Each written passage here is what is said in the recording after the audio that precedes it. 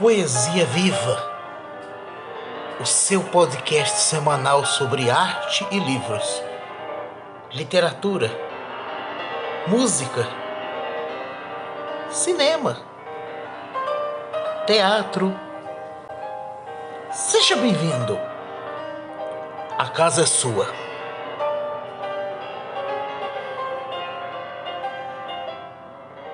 Embora as primeiras manifestações de poesia na língua portuguesa do Brasil se deem ainda no período colonial, e o nome de Gregório de Matos Guerra, por exemplo, seja uma estrela desse período, ou outros nomes que também possamos lembrar, como Tomás Antônio Gonzaga ou Cláudio Manuel da Costa, será, sem dúvida, no século XIX, no Romantismo, que a literatura brasileira alcança o status de grande literatura e a nossa poesia passa a revelar autores de grande expressão.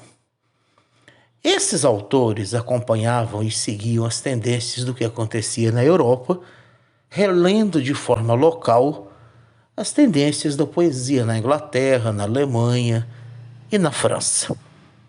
Podemos citar, por exemplo, nesse período do Romantismo, Gonçalves Dias, Álvares de Azevedo e Castro Alves, entre outros. As aulas de literatura no ensino médio podem nos causar a impressão de que os estilos de época são lineares e delimitados, o que não é verdade. Dá-se a impressão de que o realismo acabou com o romantismo e que o simbolismo veio depois do realismo, de que um suposto pré-modernismo e as vanguardas do século XIX sepultaram tudo isso. Nada mais equivocado. Nesse nosso podcast de hoje, nós vamos lembrar a poesia simbolista, que teve no francês Charles Baudelaire o seu maior nome. Baudelaire é, sem dúvida, o grande precursor do simbolismo, com o seu livro Les Fleurs du Mal, As Flores do Mal, de 1857. Pode-se dizer, seguramente, que o simbolismo nasce em pleno romantismo. Após o romantismo, a corrente parnasiana, que também nasce na França, toma conta da literatura brasileira. Vejamos só algumas datas, apenas como curiosidade. Em 1882, Teófilo Dias lança o livro Fanfarras, que é o primeiro livro de poesia parnasiana publicado no Brasil.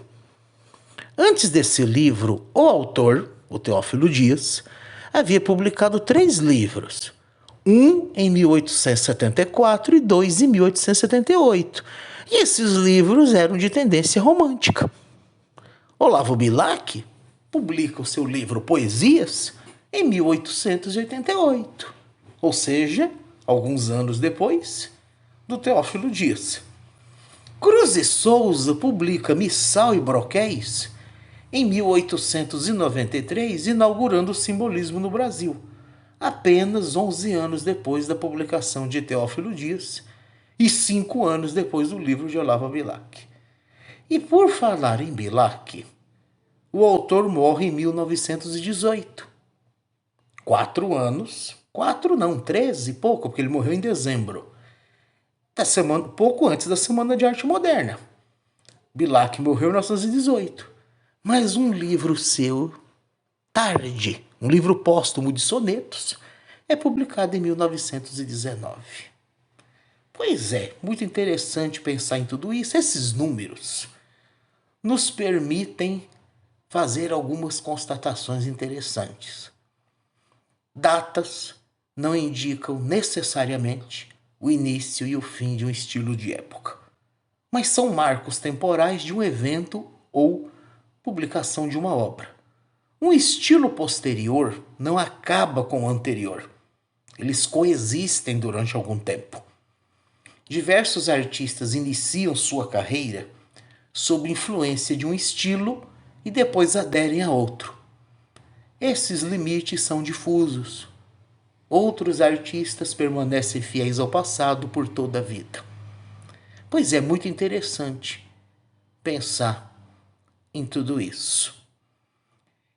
Nosso primeiro momento musical vai ser dedicado a um compositor que nasceu na segunda metade do século XIX e que conviveu com essas diversas tendências. E veja que coisa interessante. Eu vou colocar para vocês agora uma bela obra conhecidíssima, que é o Clair de Lune, de Claude Debussy. Vamos ouvir o Clair de Lune e depois nós conversamos mais.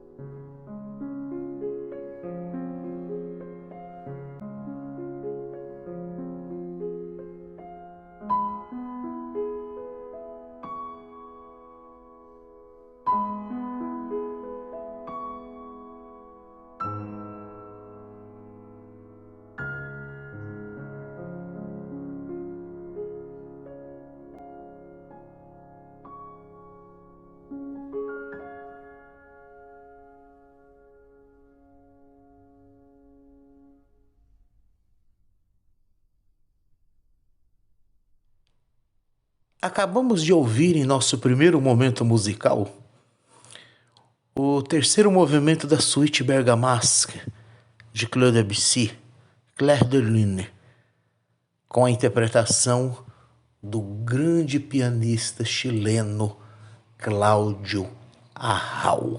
Eu não mencionei no início, que era a interpretação do Cláudio Arrau, mas eu estou falando agora, um grande pianista chileno, século XX, um dos maiores pianistas de todo o mundo, Cláudio Arrau, nasceu em 1903 e morreu em 1991.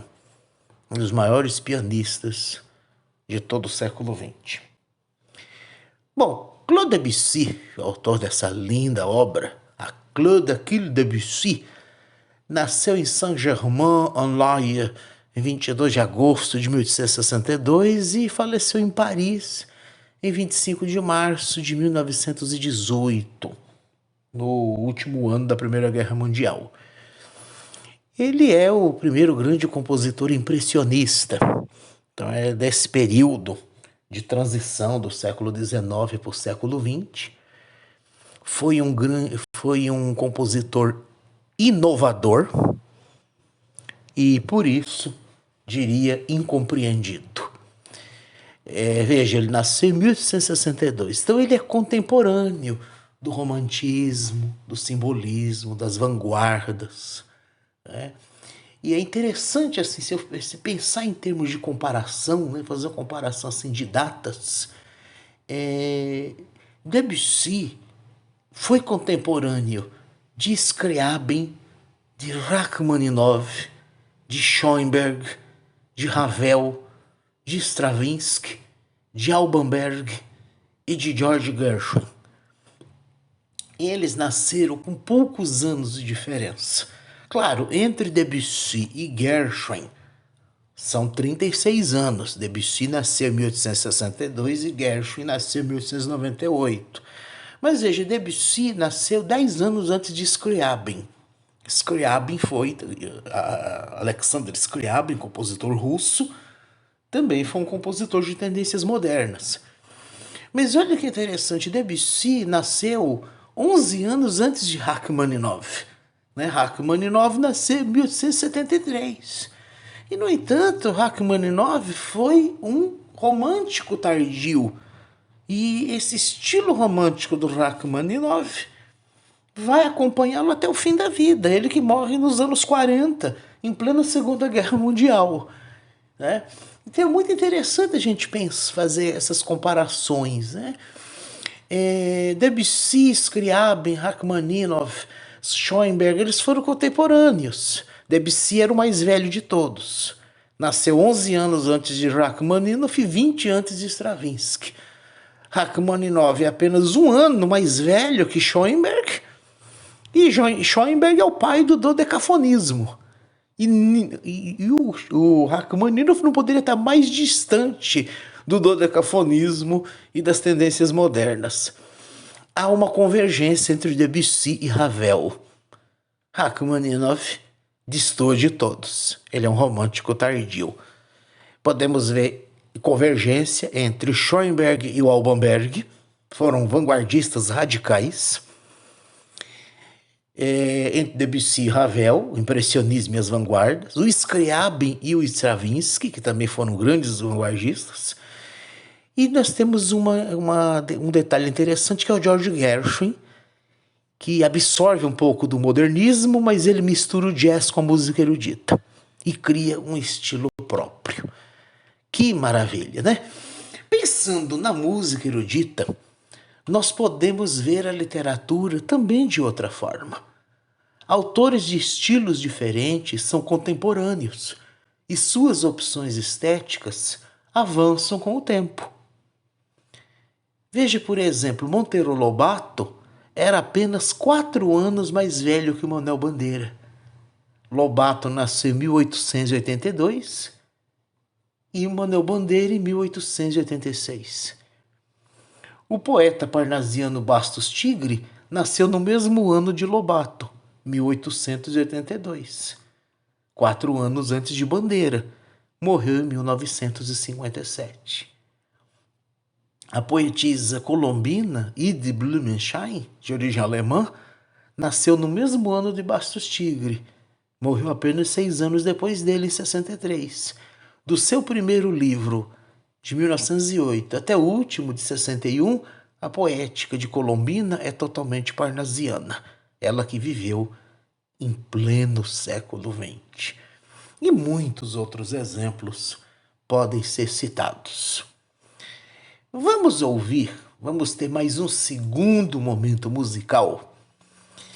Nós vamos voltar um pouquinho no tempo, mas isso tem uma razão de ser. Os simbolistas, eu disse que vou ler poemas simbolistas hoje, os simbolistas são muito musicais. E além do próprio impressionismo, que é o movimento musical contemporâneo do simbolismo, os simbolistas vão ter muito apreço pela música de Chopin.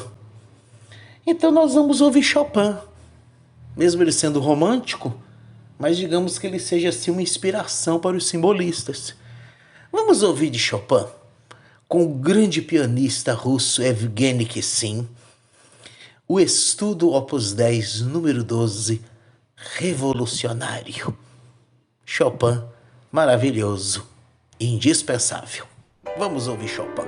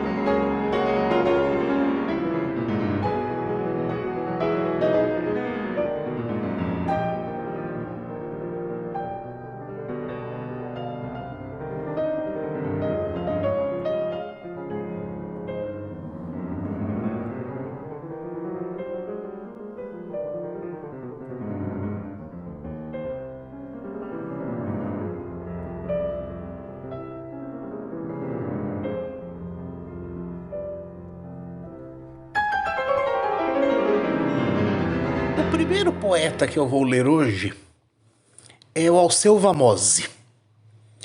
Foi um simbolista gaúcho. Alceu de Freitas Vamosi nasceu em Uruguaiana em 14 de fevereiro de 1895. Faleceu em Santana do Livramento em 13 de setembro de 1923. Jornalista e poeta brasileiro. Filho de José Afonso Vamosi, de origem húngara, e de Maria de Freitas. Poeta simbolista. Publica seu primeiro livro, Flâmulas, em 1913. Depois, ele vai publicar um outro livro chamado Coroa de Sonhos. Neste livro aparece o seu famoso soneto Duas Almas, que eu já li aqui no canal. Ele vai se envolver ardentemente na Revolução de 23, sendo ferido a bala e vindo a falecer. Patrono da cadeira número 40 da Academia Rio-Grandense de Letras. Grande Alceu Vamosi, poeta simbolista. Dele eu quero ler este poema muito bonito, um soneto, chamado Diverso Amor. Não quero teu amor. O teu amor parece que feito deve ser de magnólias e luares. Amor espiritual, casto como uma prece, de uma pureza ideal de alvas, toalhas de altares.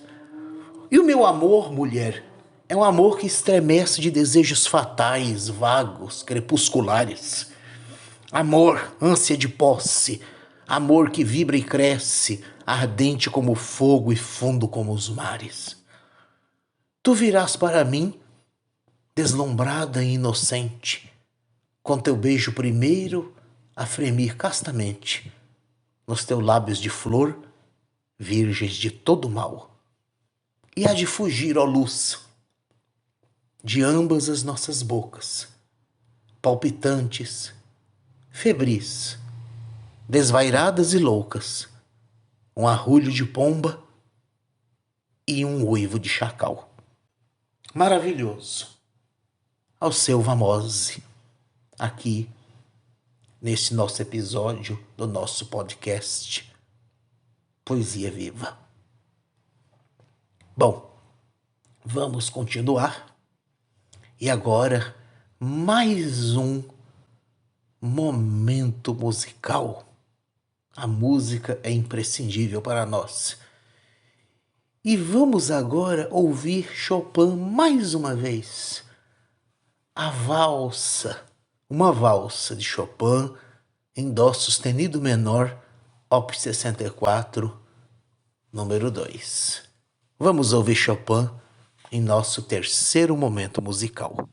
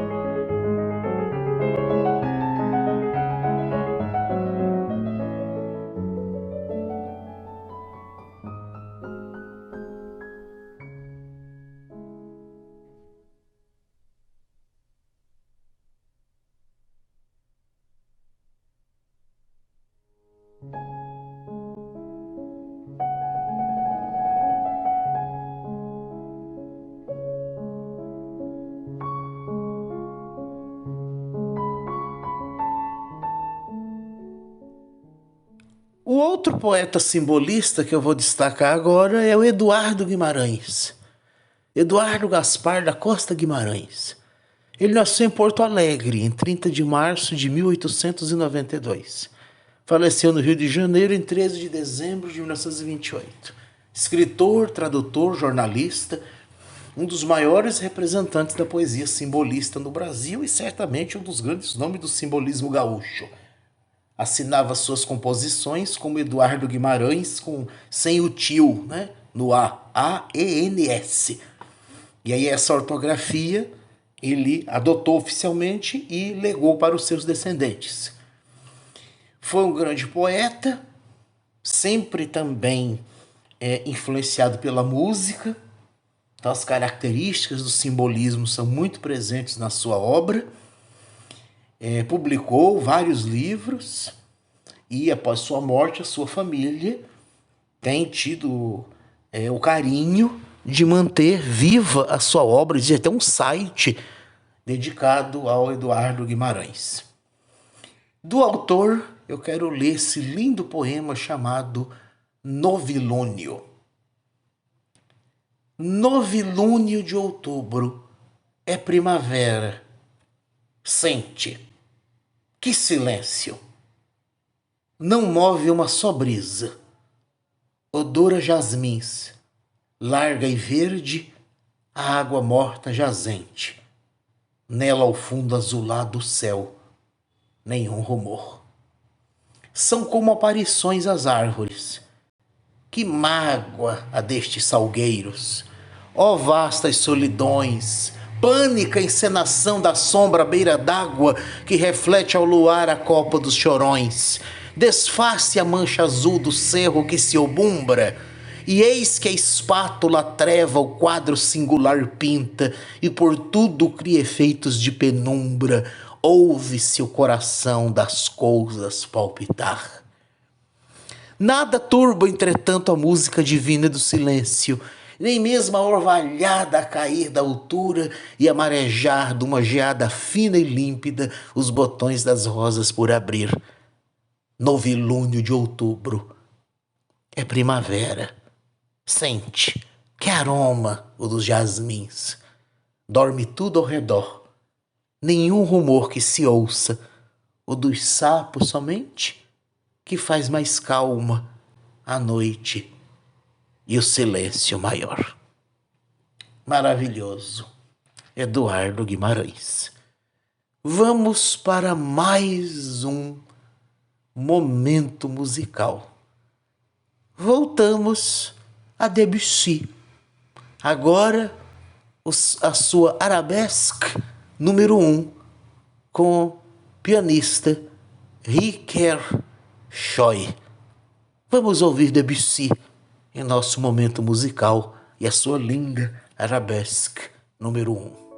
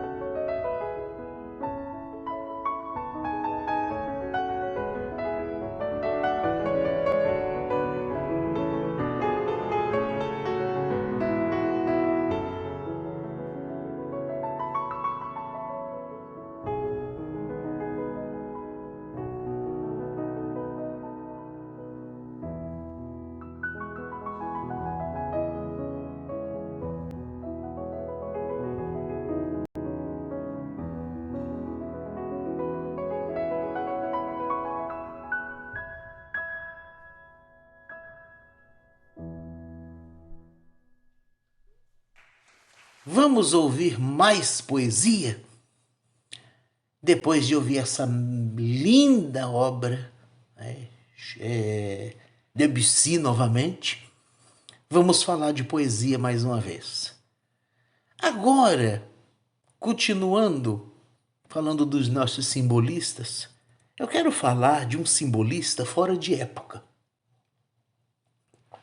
Um neossimbolista. Honestaldo de Penafort, que eu já tive o prazer de ler aqui no canal.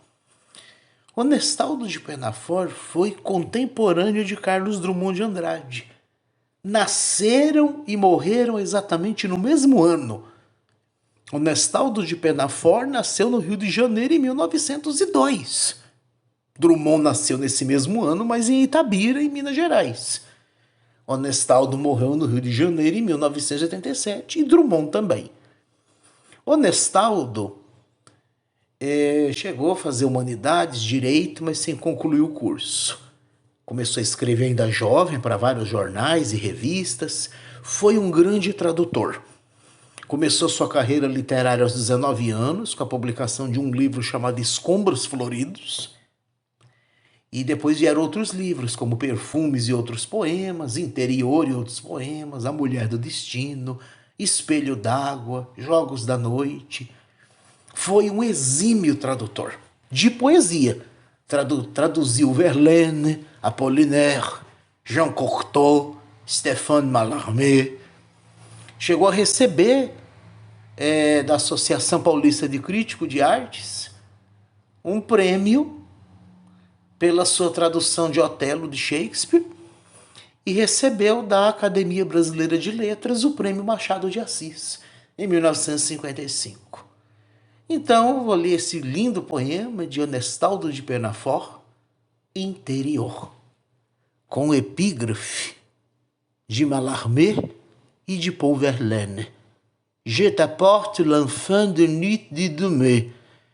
J'arrive tout couvert encore de rosée que la veine du matin vient glacer à mon front. Paul Verlaine. Eu te trago, ainda frescas e orvalhadas da noite do silêncio das estradas ermas, por onde vim com pensamento cheio de ti e de arrependimento, estas flores silvestres que trescalam perfumes fortes como as bocas falam.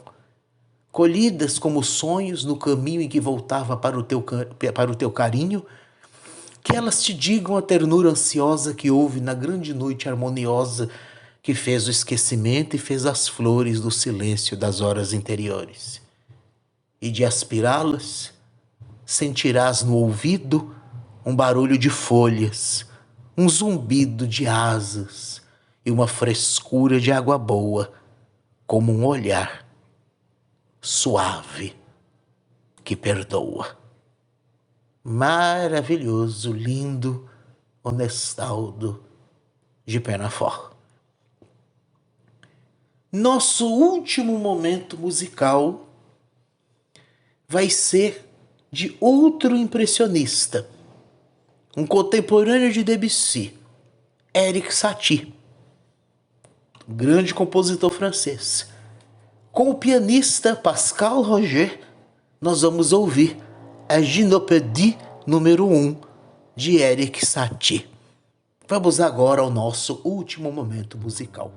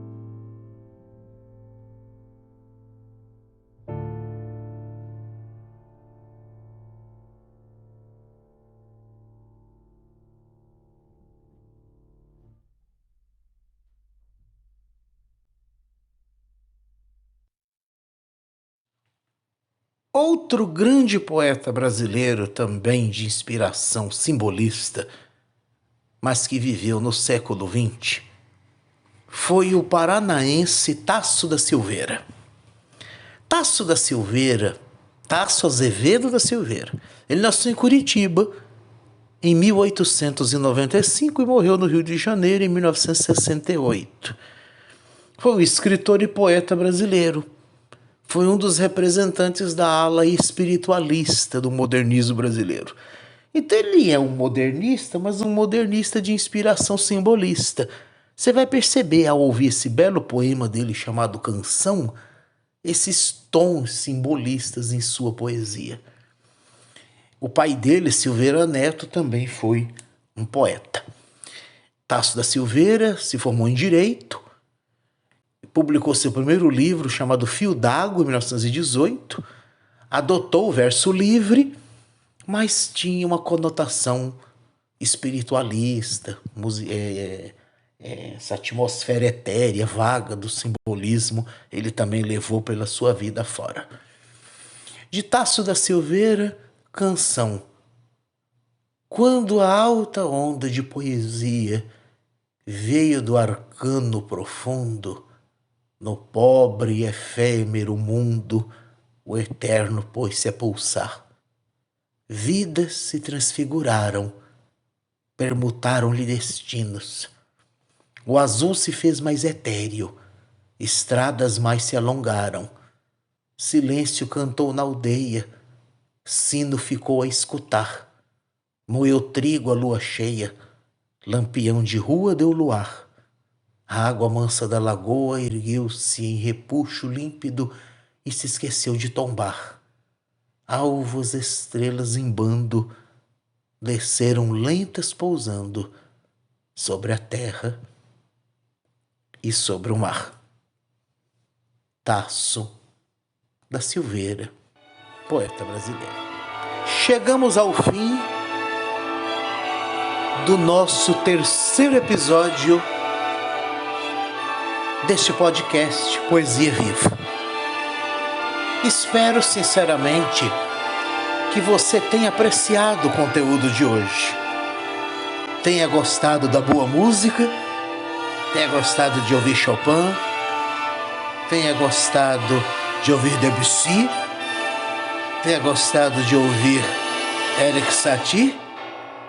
E agora, nesse encerramento, você está ouvindo ao fundo o maravilhoso concerto para a mão esquerda de Maurice Ravel, outro grande compositor desse período. Agradeço a você pela sua companhia.